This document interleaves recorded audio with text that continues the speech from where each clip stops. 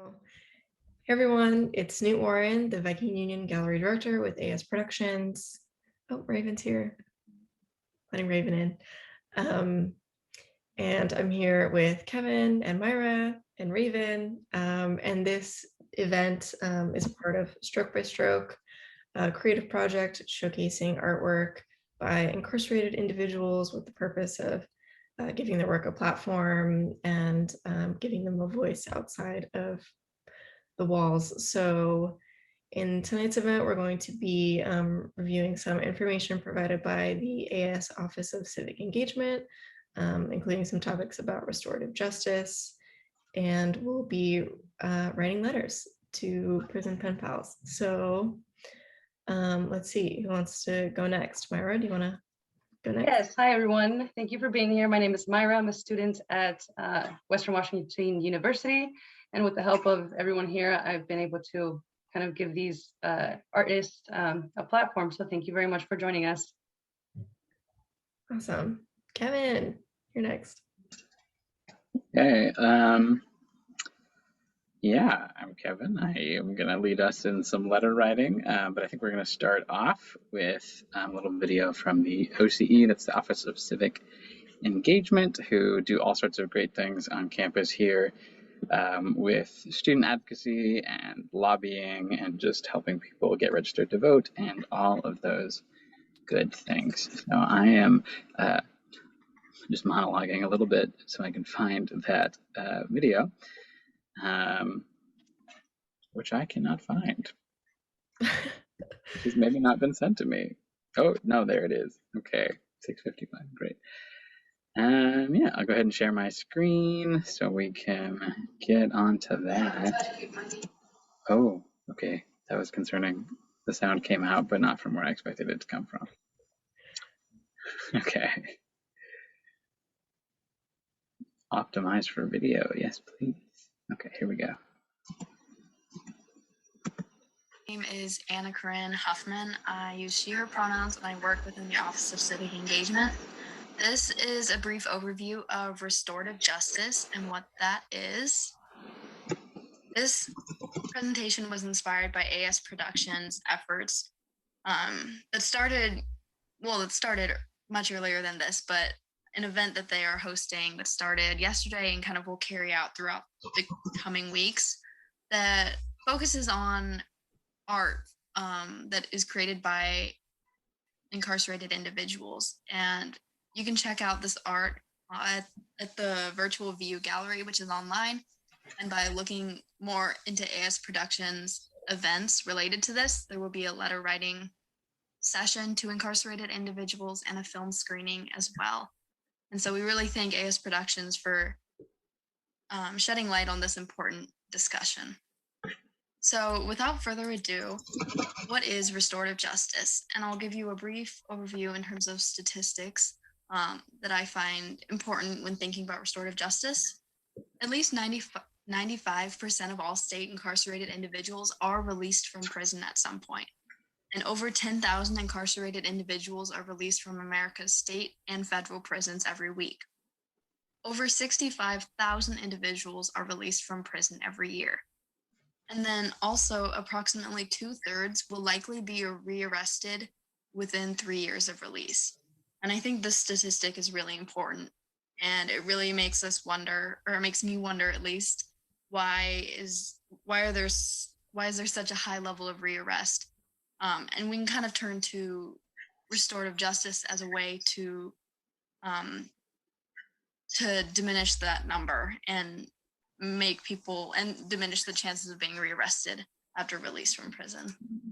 So what is restorative justice? Restorative justice is a philosophy and a social movement that takes on a different view of crime and victimization within the prison system. Our current system in the United States focuses on punishment. It's a retributive justice system. But restorative justice focuses on healing and rehabilitation using a strong human rights analysis. This focuses on allowing incarcerates to take responsibility for their actions and help victims move beyond their sense of vulnerability. And so in this way, it's really helping both the incarcerated individual and the victim. So it works to help restore not necessarily a relationship, but create a sense of closure and moving on that is better for both parties.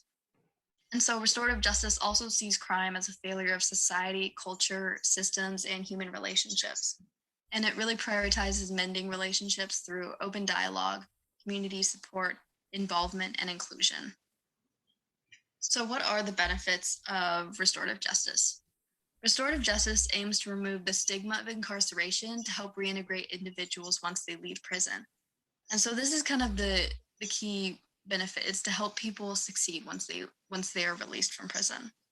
And within the prison system, it would allow individuals who are incarcerated to access resources such as mental health resources, job training, and other things that would help them grow in terms of interpersonal skills, etc. And so this aims to give incarcerated individuals job skills for when they leave prison, and it empowers people to make the best choices for their lives.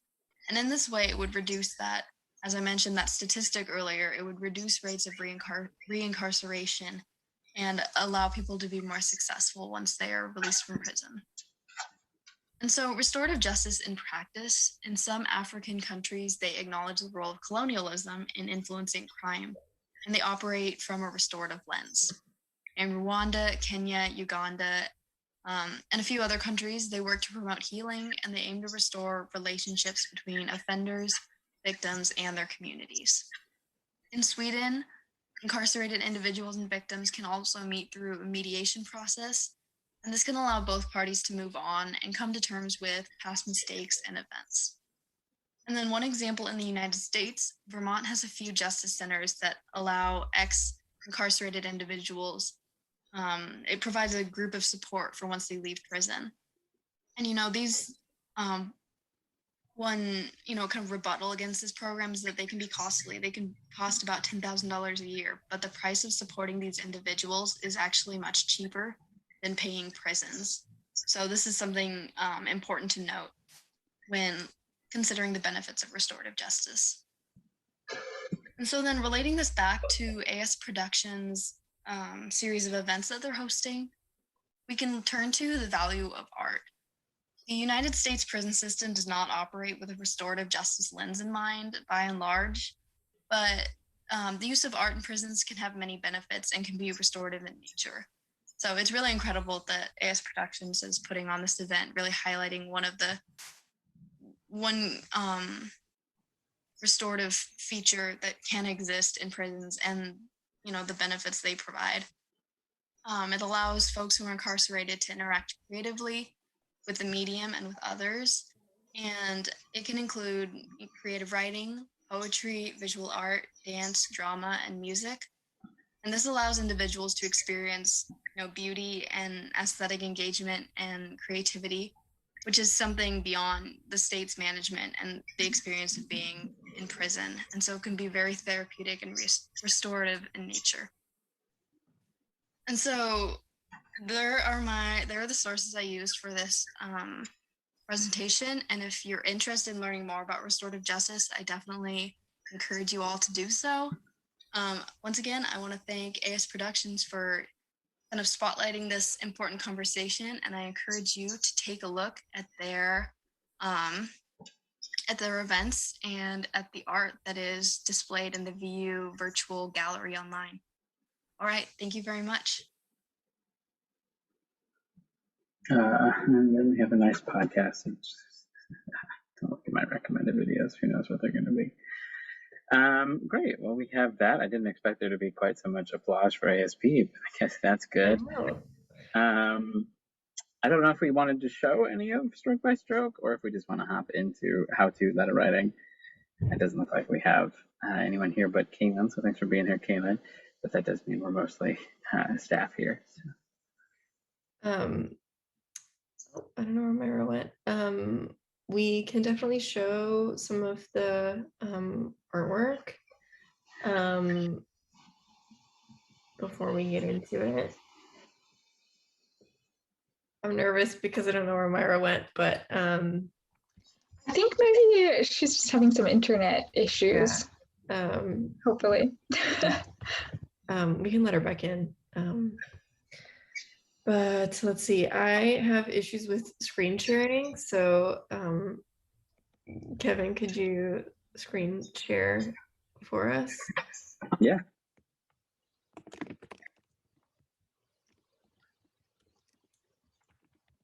Oh, there.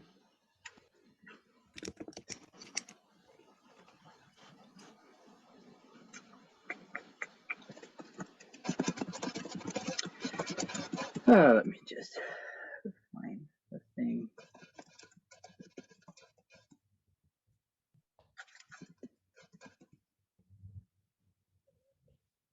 Yeah, I don't think handwriting is important. There are a lot of requirements to writing inmate letters, but handwriting is not one of them, unless your handwriting is so bad that it looks like you're secretly putting in escape instructions or dangerous things. Oop, I have the wrong screen share. Oop.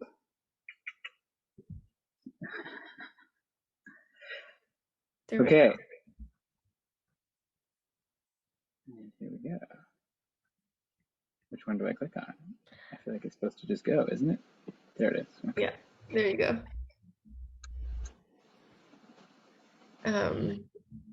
So yeah, we can, if you want to like maybe show each one for a little bit, or you can scroll through the gallery view of all of them, whatever feels right. Sure. It's like I'll make it full screen so it'll show up better, but then I can't control anything. I guess we can do this.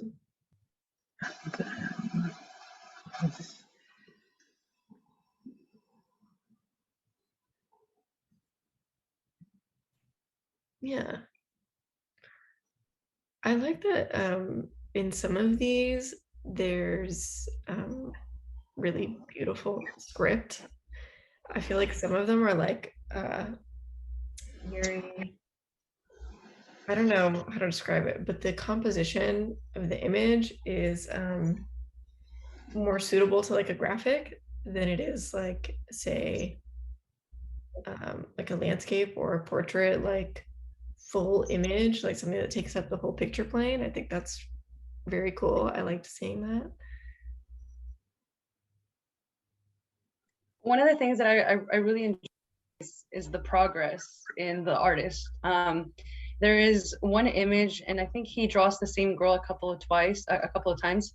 And one of them is from 2015, and the other one that he drew was from 2020. And his progress is impressive, and I like seeing that. You know, it shows how much he's learned and developed, and just improved his skill.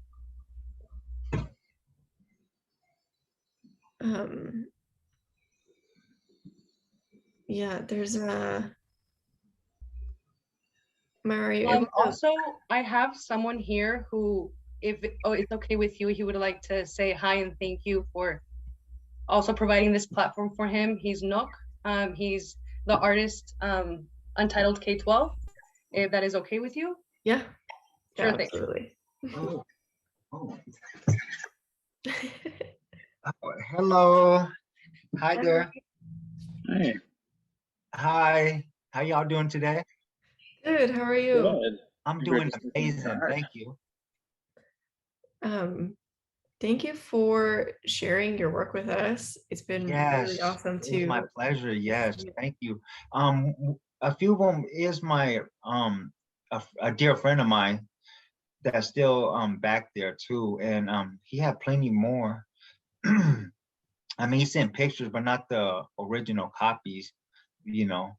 But he do call like once a week, you know, and ask about it, you know. So, you know, I'm a little nervous. So.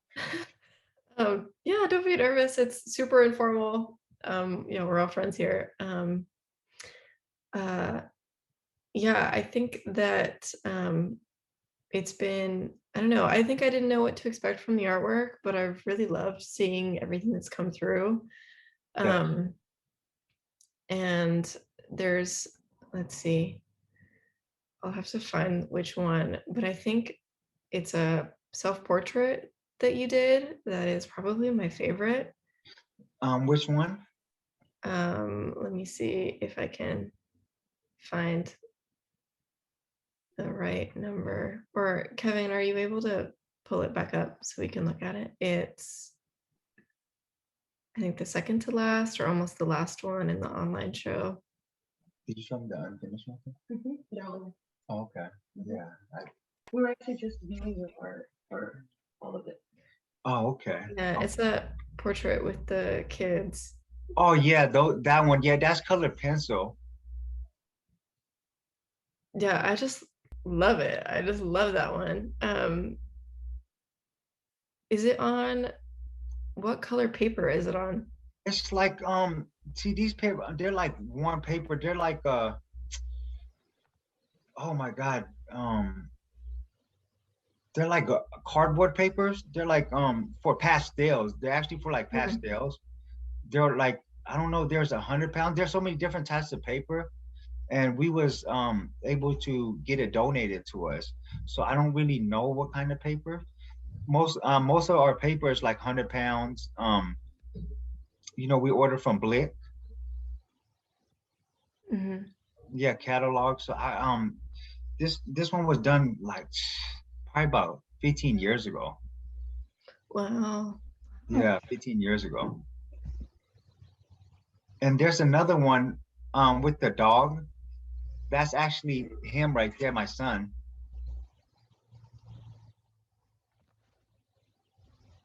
With Down, the, yeah, right. He's right there with the dogs. It's like he's in the middle of the two dogs. Right there. That's actually him. when was this one made? I think in 2012. 2012. Yep, it's sitting on his little necklace thing in 2012. Yeah, you can definitely see how much your style and your technical skill has changed in just those few Yes. years. When did you get into making art? I didn't start until about 2006, 2007. Is it something that you were always interested in, or was No, it I just just I always had passion for art, you know. So I just like I started with graphite, then I just started just, you know, finding a different medium, and I just was just interested in. um, well, I think that some of the, oh wait, can we talk about this one with like the spider and the Yeah. horn? Um, I love that. I think that it's a lot of the pieces that you provided for the show are fantastical. Do you take inspiration from like fantasy or? Yes, this book came what was it? It's called Exotica. Yeah, and it's like Photoshop. So I just take it and I just try to duplicate it. Same thing with the samurais. I started a long Mm. time ago. I wasn't able to finish it. So some of the work that I did, I wasn't able to finish it because I was trying to do other projects because we was in the Native American art class, and you know, so we like donate some of the works. So you know, I only time I do it is when I have some time, and you know, I'll do portraits for people, you know, just to make a little bit of money, you know. Um, so are the pieces that you provided for the show, were all of them made just in like the past 15 years? Oh no, I mean, I had so many pieces. Like, you know, I'll give it away. I'll send it to family. These are just the ones that I brought with me, like that I had. You know, like I Mm. had one of my boys. He got like maybe 30 or 40 of my drawings, because you know I send it to family members, and you know they never send me pictures. They just kept it. And these are one that I just had when I was released last year. Mm.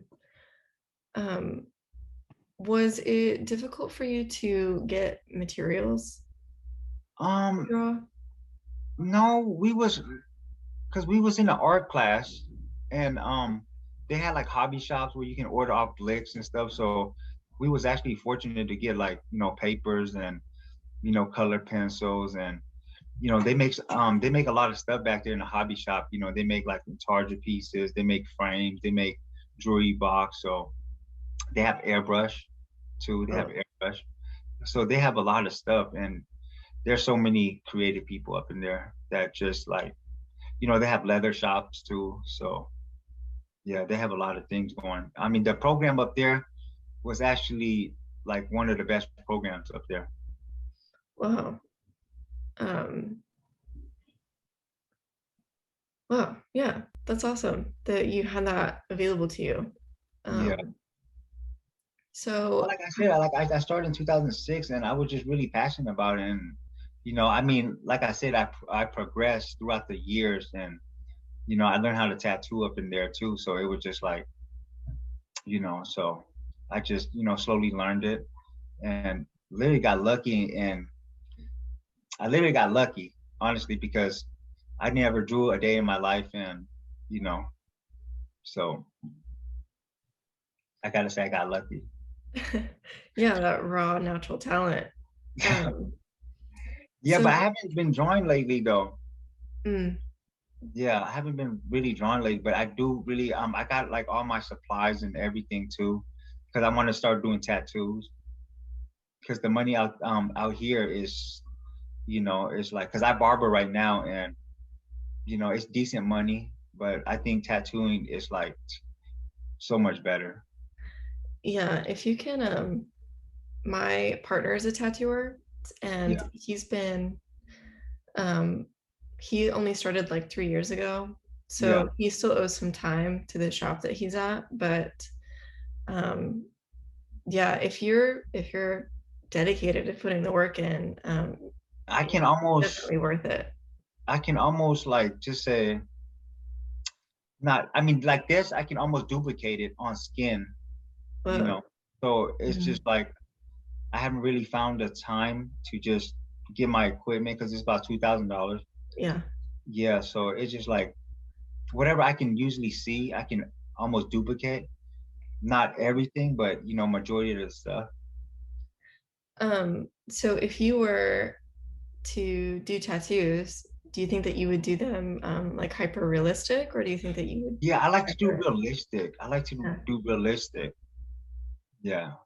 Um, yeah, I feel like that's probably um, as someone who draws too, I can't imagine how different that would be to tattoo that on skin. Not you can't make a mistake.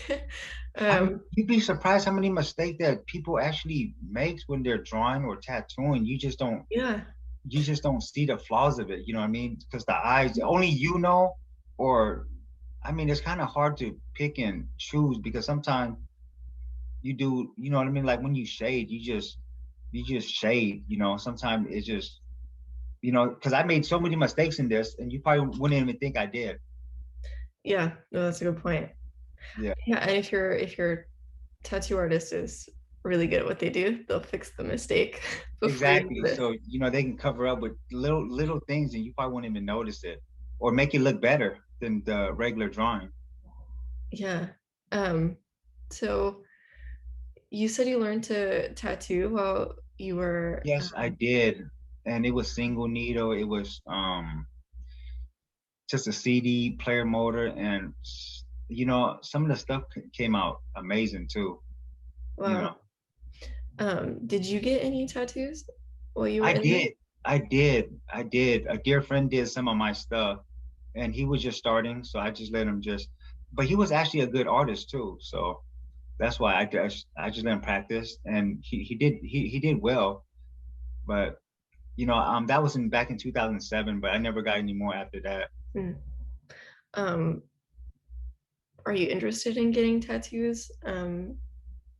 I haven't really found an artist that Hmm, does. I mean, it's so expensive because they're charging yeah, about 150 to $200, just depending. So if I wanted a piece like this one right here, you know, they're probably charging about $1,100 or $1,200 Yeah. for the piece, you know. Yeah, it's a luxury item for sure. But if tattooing is something you want to do, I think you definitely have so much talent just in drawing alone. I totally think that you should go for it. No, I am. I've been procrastinating. I've been dragging my feet, you know. So I definitely want to, because at the shop that I'm working at right now, it's a big space, and I just, you know, I just got to get all my equipment. And there's a tattoo shop next door, so I go back and forth and just, you know, just go pick at their brain, and you know, looking at their little setup that they use, and you know, just getting the whole equipment. So it's about $2,000. So when I check, so I want to get the whole thing. You know, I don't want to shortchange myself. I don't want to get no just janky motor, because just the motor itself is about $800. Yeah, I mean, there's a lot to invest in that. But it would be It'll pay awesome to off in the see. first. I think it'll pay off in the first month. Yeah, I think you can do it for sure. Yeah. Well, Knock, thank you so much for joining Thank us. you I didn't so expect you to much. join. This has been Oh, great. I was like, oh, okay. Well, y'all have a good night, and thank you so much. Y'all Yeah. have a good one. Yeah, thank you for bringing your work Yeah. to us. That was a great surprise. Yeah, that's awesome. I'm so glad he was able to join us for a second. That was great. Yeah, good.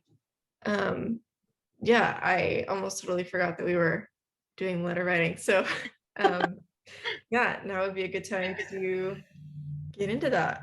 Yes. Okay, Kevin, do you wanna Yeah, sure. Well, no one is really here, so we'll probably just go through kind of a basic how-to, and then maybe we can end the recording so people can kind of take it as a how-to if they need it. So I'll go ahead and share my screen and just kind of go through like the basic process of finding this out for yourself, assuming that you want to do it. I'm no expert in this. I've done it a couple times with other organizations. But, you know, I'm just going to type in Whatcom County Jail roster, which I've clearly already done. But you can do this for most counties or cities.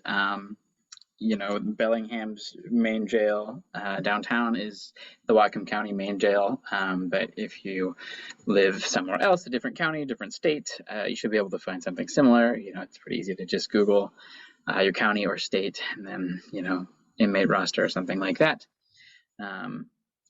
Here we have, I am screen sharing, right? Yes. Okay, it doesn't show the border anymore.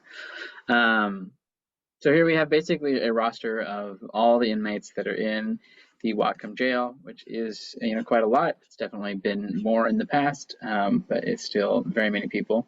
There are different ways to sort, so you can look by booking date, which will default to like the most recent people.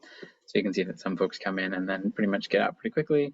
You can also see releases, but that's mostly people who have already been released. And then the whole roster. You can see people's booking dates, so effectively how long they have been in. And then there's no great way to sort by like how long people are going to be there. So then it becomes kind of up to you and what you value and want to say, and who you might want to say that to. It's definitely possible to start like a real pen pal relationship. It's, you know, maybe not the best thing to expect that anyone you write to will write back, but it's definitely possible. I think part of the, you know, purpose of restorative justice and engaging in this way is to think about, you know, how potentially flawed the prison system is, regardless of your, you know, opinions on that, and also recognizing that all inmates, you know, regardless of crime or how long they've been in prison or if they've gone there and gone back, you know, they're all people too, and when you're incarcerated and have no one to speak to, I can't imagine it's very pleasant. So having any sort of communication with the outside can be really pleasant. That being said, you know, everyone has their own opinions and perspectives. So if there are certain crimes or felonies that you are uncomfortable with and might want to avoid writing to, you can just click on an inmate and see, what they're in for. And you'll see a booking number, a name, an ID, and then that is pretty much all you need. I've selected a few that are just like pretty low-key charges, mostly drug possessions. That doesn't need to be there, that we can write to, or anyone here can write to if we want. But then it's also important to consider how to do it. So it's pretty easy to just how to write letters to prisoners. You can tell that I've looked all this up. But in effect, when you're writing things like this, you just really want to be very simple. You have to assume that all letters will be, checked over. So, to address it carefully, you have to have full name of the prisoner, prisoner ID, your own name and returning address, envelope. Don't add anything to the letter. Maybe like some small drawings, but really, don't decorate the letter in any way. So mostly just write out honest thoughts. Keep it, pretty PG. Don't talk about escape or anything really problematic. Or draw any maps. That's a bad one too. Letters should be like just white paper or like notebook paper, lined stuff in just a simple white envelope with a stamp. It might be strange to kind of like write a letter to someone that you've never met. So there's like plenty of suggestions about that, assuming that you are writing to a stranger. And of course, if you know someone, that's probably a good person to write to too, if you care to. But yeah, you just say hi, you can really just talk about yourself and like, how the weather's been. If you saw a deer yesterday, like how school's going for you or what you're passionate about. And then, if you might want to start that pen pal relationship, you can definitely ask questions or things to consider about themselves or what you might have in common. And then definitely, avoid all these things. So anything that really would be questionable by prison guards, anything like that. They can be really short, if you have not much to say, if you want to write like, 3 paragraphs or even 3 sentences. I know that I get really excited when I get a letter, no matter what's in it. So I imagine that's also shared. That's kind of the basics. I don't know if I'm forgetting anything really. It's one of those things that's like pretty simple, but just kind of like something to think about. You have to like kind of commit to doing it. But for those of us here, I'll put the link to the few names that I have. And I don't know if you mentioned this, but make sure that you're using black or blue ink. Anything else will get returned. Yes. Awesome. So yeah, I don't know if you want to stop the recording there, Noon, or am I recording? I can stop the recording. So yeah, we're going to hang out here for a little bit, take some time to write some letters. And in the description for this video, I'll include some resources as well, so that folks can check those out on their own time in the future. So thanks for joining us and watching, and go check out Stroke by Stroke on the gallery website, which will also be linked below.